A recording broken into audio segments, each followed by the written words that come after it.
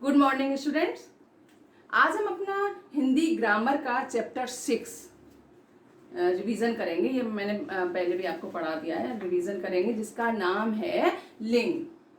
इसका क्या नाम है? लिंग। चैप्टर 6 है लिंग किसे कहते हैं, यानी जेंडर। लिंग किसे कहते हैं ये आज हम समझेंगे। जैसे मैंने बोला आपसे मुर्गा खड़ा है और मैं बोल दूं मुर्गी खड़ा है, ये आपको अजीब लग रहा होगा ना। मुर्गी खड़ा है, मुर्गी तो खड़ी होनी चाहिए ना, है ना। ये अजीब सुनने में भी लगता है ना। तो इसको आज हम समझेंगे कि मुर्गा खड़ी है क्यों नहीं बोलते हम, क्यों नहीं बोलेंगे, क्यों? मुर्गी स्त्री है, स्त्रीलिंग है, यानी स्त्रीलिंग है, इसलिए उसको हम खड़ी है बोलेंगे। मुर्गा पुल्लिंग है, इसलिए हम उसको खड़ा है बोलेंगे। अब लिंग किसे कहते हैं? शब्द के, अब मैंने अभी समझाया ना आपको, मुर्गी खड़ी है, मुर्गा खड़ा है, तो शब्द के जिस रूप से यह पता चले कि वह स्त्री जाति का है या पुरुष जाति का है ना। शब्द के जिस रूप से, मुर्गा से हमें पता लग रहा है ना कि वो पुरुष जाति का है, और मुर्गी से हमें क्या पता लग रहा है कि वो स्त्री जाति का है, जाति की है। ठीक है। शब्द के जिस रूप से हमें यह पता चले कि वह स्त्री जाति की है या पुरुष जाति का है, तो उसे क्या कहेंगे? लिंग कहेंगे। इसकी परिभाषा है, शब्द के जिस रूप से यह पता चले कि वह स्त्री जाति का है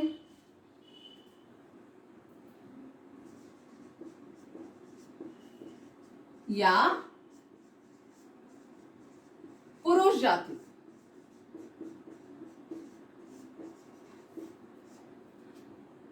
उसे क्या कहेंगे? उसे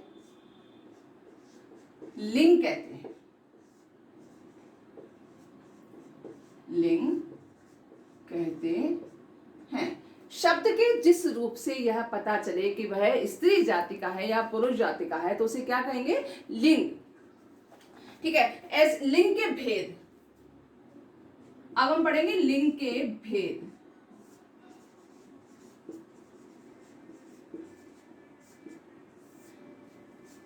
लिंग के कितने भेद होते हैं? लिंग के 2 भेद होते हैं।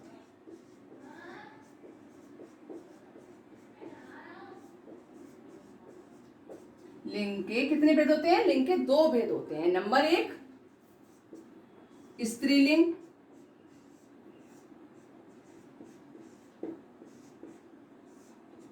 और नंबर 2 पुल्लिंग। बेटा आप लोग ना पुल्लिंग को लिखने में बहुत गलतियां करते हो, है ना। पुरलिंग कर देते हो, पुरलिंग नहीं होता, ये होता है पुल्लिंग। आधा ले पर छोटी की मात्रा, पुल्लिंग। ठीक है। और ये होता है स्त्रीलिंग। अब सबसे पहले हम पढ़ेंगे स्त्रीलिंग क्या होता है ना। स्त्रीलिंग क्या होता है? शब्दों के जिन शब्दों से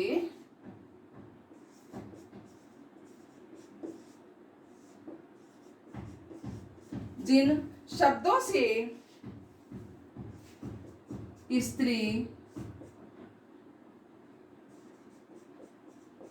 जाति के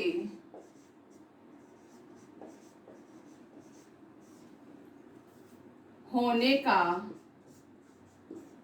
पता चले, जिन शब्दों से स्त्री जाति के होने का पता चले, उसे स्त्रीलिंग कहते हैं।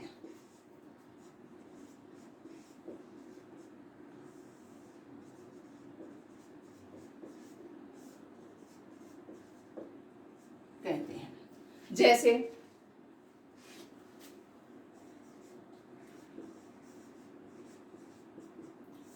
मैंने एक नाम लिखा मीरा,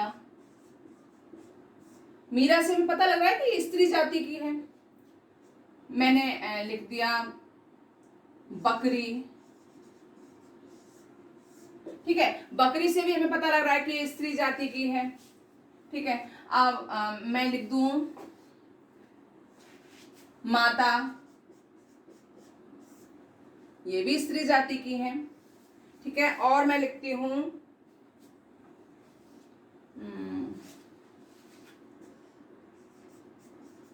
नारी, नाव आदि।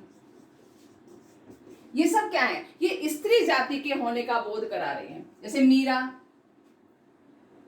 मैंने एक लड़की का नाम है मीरा, लड़की का नाम है, उसको वाक्य में प्रयोग करके देख लें। जैसे बकरी है, आपको नहीं पता कि स्त्री जाति की है या पुल्लिंग जाति की है, स्त्री जाति की है, पुरुष जाति की है, तो हम बकरी को वाक्य में प्रयोग करके हम इसको हम पता कर सकते हैं कि स्त्री जाति है। बकरी चर रही है ना, तो रही है आ रहा है ना, तो वहां क्या स्त्री जाति का बोध हो रहा है। बकरी चर रही है, हम इसको ऐसे नहीं बोलेंगे कि बकरी चर रहा है, ठीक है, बकरी चर रही है, तो ये स्त्री जाति का बोध हो रहा है ना। नाव तैर रही है ना, नाव से भी हमें स्त्री जाति का बोध हो रहा है, ठीक है। तो ये क्या है, हमारे स्त्रीलिंग है। अगर हमें समझ में नहीं आता कि ये स्त्री जाति का है या पुरुष जाति का है, तो हम वाक्य में प्रयोग करके देख लेते हैं उस शब्द को, ठीक है, तो हमें पता लग जाता है कि ये स्त्री जाति का है या पुरुष जाति का है।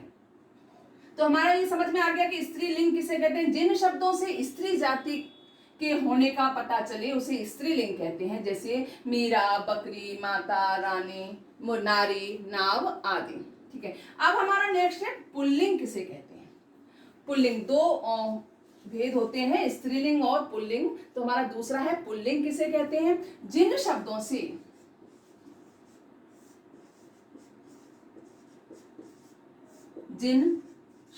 से पुरुष जाति के होने का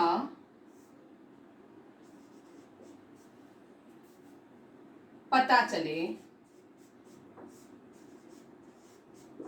उसे क्या कहते हैं, पुल्लिंग कहते हैं।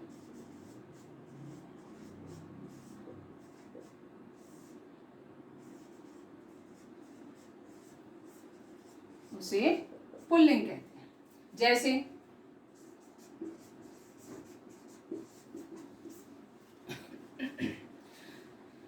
जैसे मोहन, मोहन खेल रहा है ना, हमें पता लग रहा है कि मोहन पुरुष जाति का है, मोहन पुरुष जाति का है। जैसे मैंने यहां लिख दिया छात्र, छात्र भी पुरुष जाति का है, छात्र पढ़ रहा है ना। अगर मैं बोलूं छात्रा, छात्रा तो क्या आएगा, पढ़ रही है, यानी स्त्री जाति का बोध होगा छात्रा में। और छात्र है अगर, तो उसमें पुरुष जाति का बोध हो रहा है, तो वह क्या होगा, पुल्लिंग होगा, ठीक है। इसी तरह से पेड़, पेड़ ऊंचा है, बड़ा है, पेड़ बड़ी है नहीं बोलते हम, ऊंची है भी नहीं बोलते, पेड़ बड़ा है या ऊंचा है, तो उससे पता लग रहा है हमें कि ये पुरुष जाति का है, पुल्लिंग है, ठीक है। शेर आदि, इन शब्दों से हमें क्या पता लग रहा है कि ये पुरुष जाति के हैं, ठीक है। तो ये हमारा सेकंड हो गया पुल्लिंग, फर्स्ट हो गया स्त्रीलिंग, सेकंड पुल्लिंग हो गया। हमने पढ़ा लिंग किसे कहते हैं, शब्द के जिस रूप से यह पता चले कि वह स्त्री जाति का है या पुरुष जाति का, तो उसे लिंग कहते हैं। लिंग के भेद कितने होते हैं, लिंग के दो भेद होते हैं, नंबर 1 स्त्रीलिंग, नंबर 2 पुल्लिंग। स्त्रीलिंग किसे कहते हैं, जिन शब्दों से स्त्री जाति के होने का पता चले उसे स्त्रीलिंग कहते हैं। जैसे मीरा, बकरी, माता, नारी, नाव आदि, ठीक है। आप सेकंड है पुल्लिंग किसे कहते हैं, जिन शब्दों से पुरुष जाति के होने का पता चले उसे पुल्लिंग कहते हैं। जैसे मोहन, छात्र, पेड़, शेर आदि।